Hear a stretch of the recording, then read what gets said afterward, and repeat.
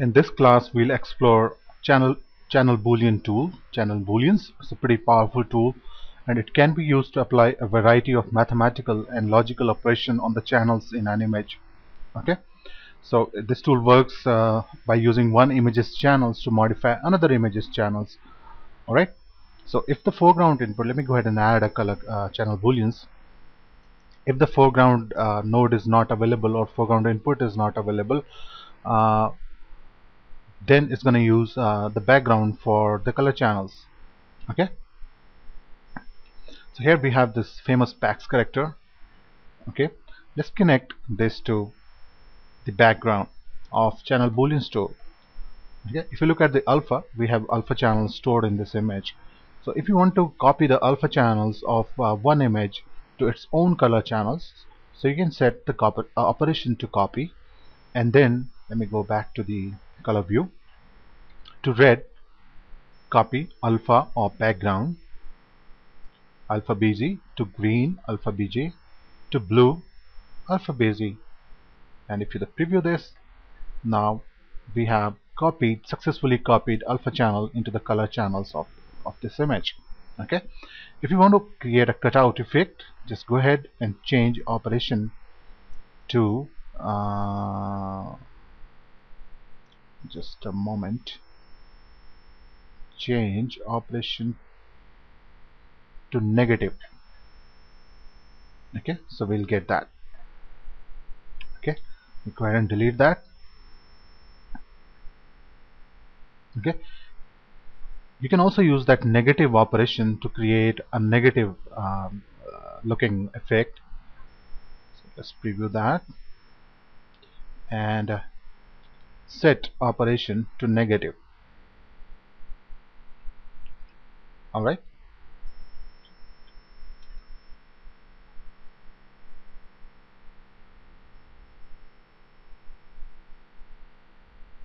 okay, let me go ahead and add another channel Boolean.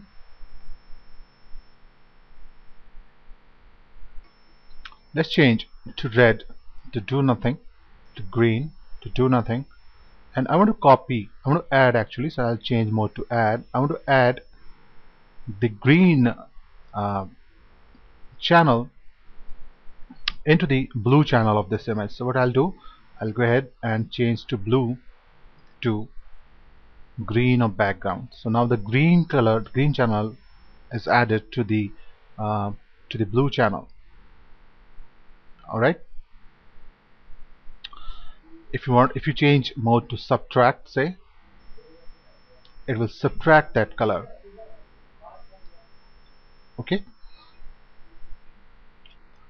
so we have operation here, more options like add. It's gonna add. Let me go ahead and add a foreground to this this image, this channel Boolean. Okay, and now set it to, me add another one. Let's connect to background, connect this to foreground, preview. Okay, so you can set it to add. It will add the colors. You can subtract. You have logical AND and logical OR.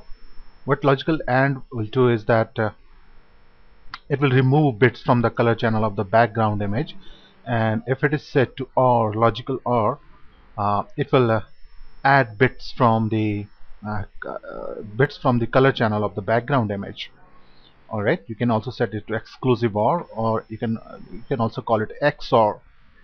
You have multiply. It will darken your image. Okay, this will give appearance of darkening. If you set it to divide, it will give you appearance of lightening. Okay, you have solid. So if you disconnect this and connect it with the background, the PAX character, so solid will make the alpha channel opaque. If you look at the alpha channel, it's opaque, and if you set it to clear, it will clear the alpha channel. Okay, let me undo this. If you set the operation to maximum, it will compare the two images, the background and the foreground, and it will take the darkest value or the minimum value. I mean, if it is maximum, then it will take the brightest value from each image and display here. We set it to minimum. Minimum will compare the two images and take the minimum or the darkest value from each image. Okay, if you set it to minimum. Likewise, we have difference. It's like Photoshop, like you do, like in Photoshop, the difference blend mode. Okay, it works like that. Now let's talk about the auxiliary channels, and let me go ahead and add a channel boolean. If we go to auxiliary channels, here we have extra channels, auxiliary channels. So let's talk about the G buffer. If we add a fog tool, deep pixel fog, it relies on the G information, G channel information. It needs G information from this input. Okay, but if you don't have that information, but you have luminous depth pass, like we have here. Let me scroll. Let me fan this out. We need this one, and just have luminous depth. Okay, I'll load that. Luminous depth. Okay. So if you have luminous depth pass, you can use this pixel information, the grayscale pixel information, to generate the G channel. Okay. So what we have to do is load your color background as the background of channel boolean, and this luminous depth pass as foreground. Okay. Here we have to set operations to copy and set green, blue, and alpha to do nothing. Enable auxiliary channel and then map to G buffer lightness of the foreground. Okay, because the luminous depth pass is connected to foreground. Now if you look at the G channel, now we have the G channel information. So now we can use that G channel information to place fog behind our elements, like that. Okay, and it's in depth. You can set a near plane as well as far plane. Alright. Okay, now let's talk about the, let me get rid of that. Let's talk about the object ID auxiliary channel. So likewise, you can connect G coverage, UV textures, normal pass. If you have normal pass, you can relight your scene in post. Okay, if you have vector information for motion blur, you can pipe in that to X vector and Y vector.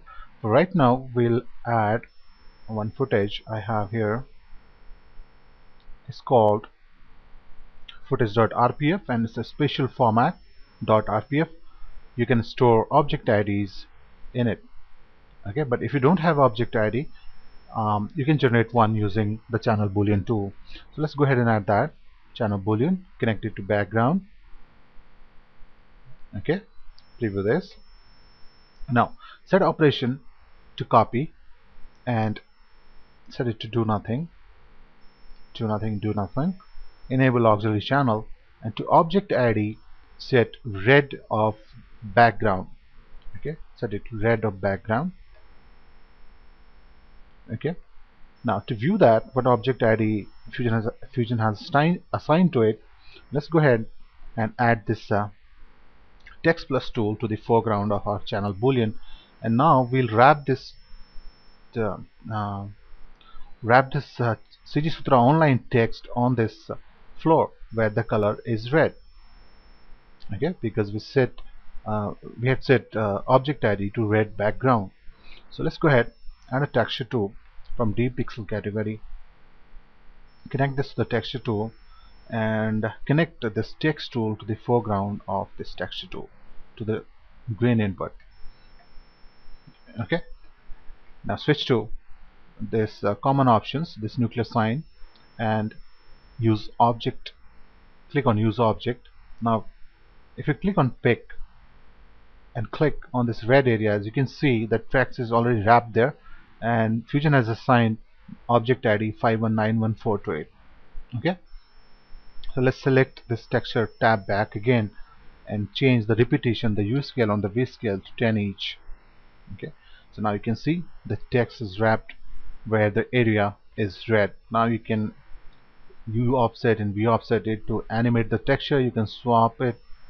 Okay, you can rotate it 90 degrees, you can flip horizontally, flip vertically. You have lots of control over there. It's pretty easy to create an object ID as well as the material ID from the by using this Channel Booleans tool. Okay, one more use I want to show you is where when you have two separate images for color and alpha. So basically it's a cut matte or white matte, we can say that, and it's in different image. It's a JPEG. It's a JPEG.